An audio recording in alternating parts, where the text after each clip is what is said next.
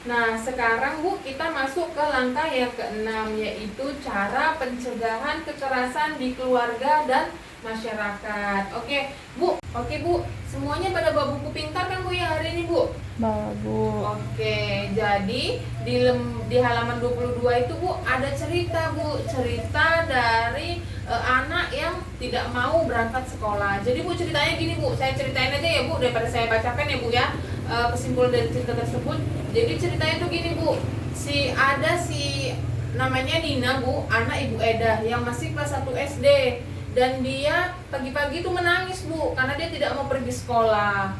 Kemudian setelah dia menangis di depan rumahnya, Bu Eda ini masuk ke rumah Bu kan Bu. Kemudian tetangganya lewat nih Bu, sama nama tetangganya itu Bu Ati, dia berjalan dengan anaknya. Kemudian karena Bu Ati melihat si Nina ini menangis, dia menghampirinya dan menenangkan si Nina. Sambil menenangkan, kemudian Bu Eda ini Bu keluar lagi Bu dari rumahnya. Dia bilang gini sama Bu Ati, ngapain kamu ngurusin urusan anak saya atau keluarga saya, urusin saja urusan kamu dan anak kamu gitu Bu. Malah marah-marah. Kemudian si Ninanya dibawa masuk ke dalam rumah. Jadi Bu, dalam hati Bu Ati ini berkata-kata, Bu, gimana ya caranya biar aku bisa menenangkan si ibu tadi, atau gimana caranya ya, kan kasihan tuh si Nina kadang-kadang dipukul sama orang tuanya gitu kan Bu. Jadi Bu Nina itu Bu Ati tuh berpikir gimana caranya biar bisa menenangkan si ibu Nina. Kan atau saya ceritakan tadi ya Bu tentang kisah anak yang tidak mau sekolah tadi ya Bu, Nina yang nggak mau sekolah ya Bu ya. Sudah paham kan Bu ya? Sudah Jadi Bu. sekarang saya mau tanya nih Bu, ada nggak Bu kisah seperti itu atau cerita seperti itu di lingkungan orang Ibu? Ada Bu. Ada Bu ya. Jadi Bu, saya mau tanya lagi nih Bu, sebagai tangganya ataupun misalnya masyarakat di lingkungan tersebut, kalau Ibu melihat hal seperti itu, apa yang Ibu lakukan Bu? Yang saya lakukan Bu, pertama Bu menenangkan orang tuanya. Baru setelah nanti dia tenang, saya akan berbicara Bu, bahasannya itu perlakuan yang tidak baik bagi anak Bu, karena itu bisa merusak fisik dari anaknya Bu, atau mental untuk ke depan anaknya Bu. Oke, mantap sekali ya Bu. Ya, memang sebenarnya harus kita lakukan seperti itu ya Bu. Kita melakukan pendekatan dulu kepada orang tuanya. Kita harus bicara empat mata dulu Bu. Jangan di hadapan orang banyak. Kita boleh misalnya berkunjung ke rumahnya, kemudian tanya Bu, apa sih sebenarnya masalahnya yang membuat dia seperti itu. Karena memang kalau misalnya anak kelas 1 SD itu biasanya memang gitu ya Bu, masih ogah-ogahan dia untuk sekolah, ya kan Bu ya? Iya Bu. Oke, sekarang kita nonton film pendek nih Bu, dari kisah si Aksa dan film kisah si Geni. Oke Bu, kita tonton dulu ya Bu, secara seksama ya Bu.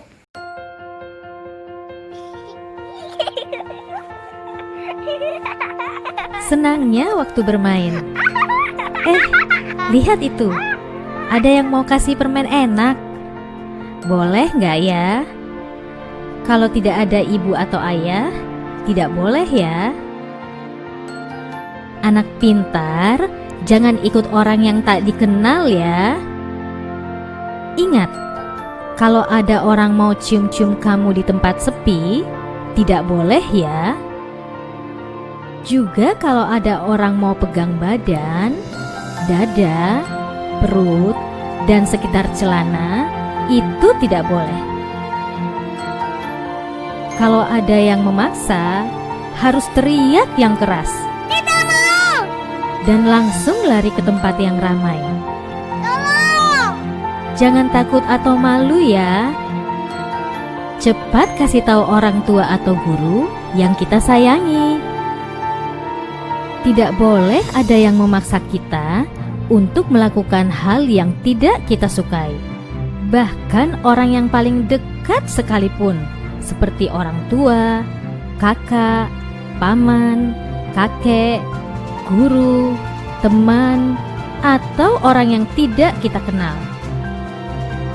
Jika anak-anak mendapatkan perlakuan tidak menyenangkan dari siapapun, orang tua harus membawa mereka berkonsultasi dengan para ahli agar anak bisa ceria kembali. Ingat, Hubungi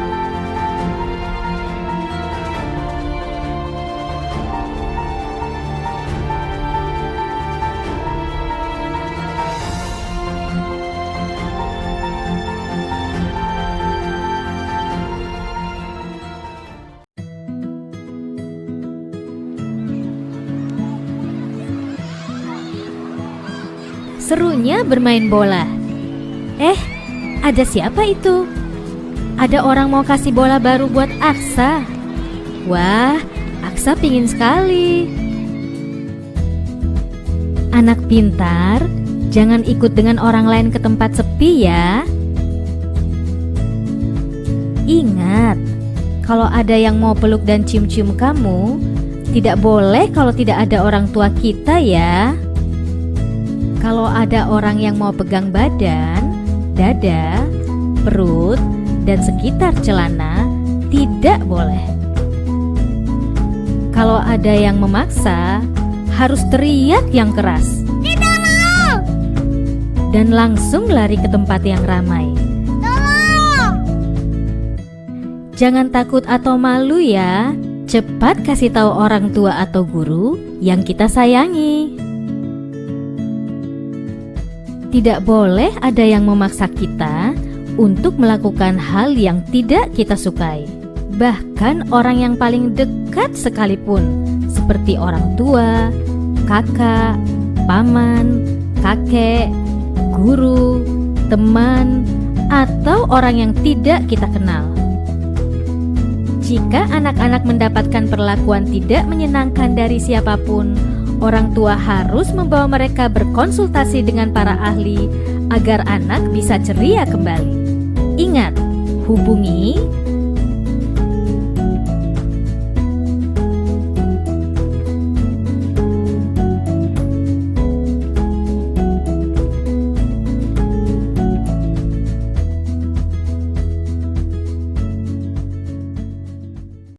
Oke Bu, nah tadi kan kita udah nonton nih film pendek dari kisah si Aksa dan film pendek dari kisah si Geni. Nah, saya mau tanya Bu, apa tanggapan Ibu terhadap film yang kita tonton tadi Bu? Seandainya Bu anak kita nanti diberitahukan kepada anak kita lah Bu, kita nasihati bahwa nanti kalau ada orang yang nggak dikenal memberi permen itu jangan diambil. Seandainya dipegang Bu langsung lari atau menjerit. Oke, mantap sekali ya Bu. Berarti Ibu tadi nonton filmnya dengan seksama ya Bu.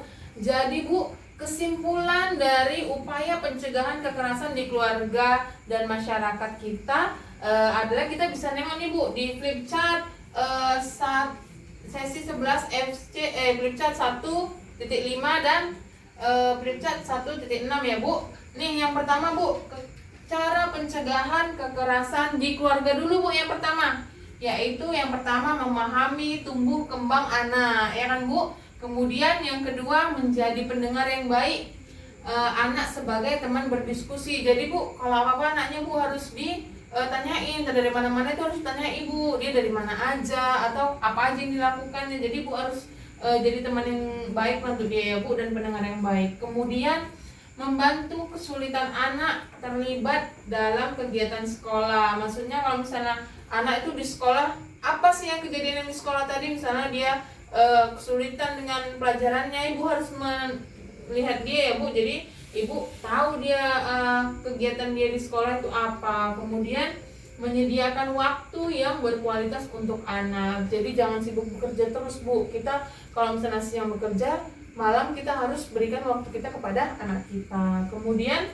memberi pujian kepada anak jika berperilaku baik. Nah, di modul 1 kan udah pernah kita bahas nih ya Bu ya, tentang memberi pujian kepada anak kita. Jadi kalau misalnya kita sering ngasih pujian, nanti perilaku baik anak kita akan meningkat. Kemudian tidak menghardi atau menghakimi anak apalagi di depan orang lain. Jadi Bu, kalau di depan orang lain Bu, atau anaknya lagi main-main Bu, jangan anaknya dimarahin Bu pas di depan orang lain. Nanti kalau misalnya anaknya udah di rumah, tapi pun itu jangan dimarahin Bu, dinasehati ya Bu ya. Kemudian tidak memberikan julukan negatif kepada anak. Nih Bu yang sering kita lakukan Bu. Kadang kalau ibu-ibu marah nih, kadang suka kelepasan Bu. Kadang satu kebun binatang bisa keluar semua ya kan Bu. Jadi jangan sampai seperti itu lagi ya Bu. Setelah kita diskusi tentang apa ya Bu di sesi 11 ini ya Bu, itu sama saja berarti kalau Ibu kasih julukan negatif itu sama saja Ibu dengan melakukan kekerasan kepada anak Ibu. Kemudian mengenali pergaulan atau teman-teman anak. Jadi Bu, kita harus tahu dengan siapa anak kita bergaul dan main gitu ya Bu ya. Kemudian melakukan kegiatan bersama termasuk beribadah. Jadi kalau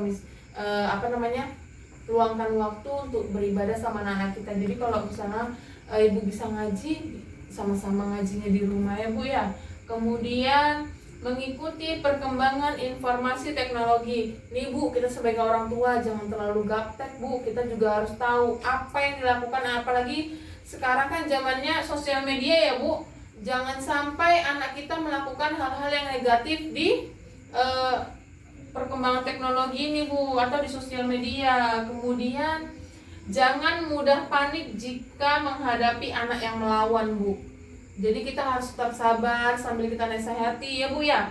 Kemudian mengasuh adalah tanggung jawab orang tua atau suami dan istri. Jadi apapun ceritanya, mengasuh itu tetap tanggung jawab orang tua atau suami dan istri. Jadi mereka suami dan istri ini harus bekerja sama. Kemudian Bu, tadi kan di Flipkart 16 ini kita bisa melihat cara pencegahan kekerasan di masyarakat. Itu yang pertama, peduli pada tetangga kita Bu. Seperti kisah siapa tadi Bu? Si Neni ya Bu ya? Bu.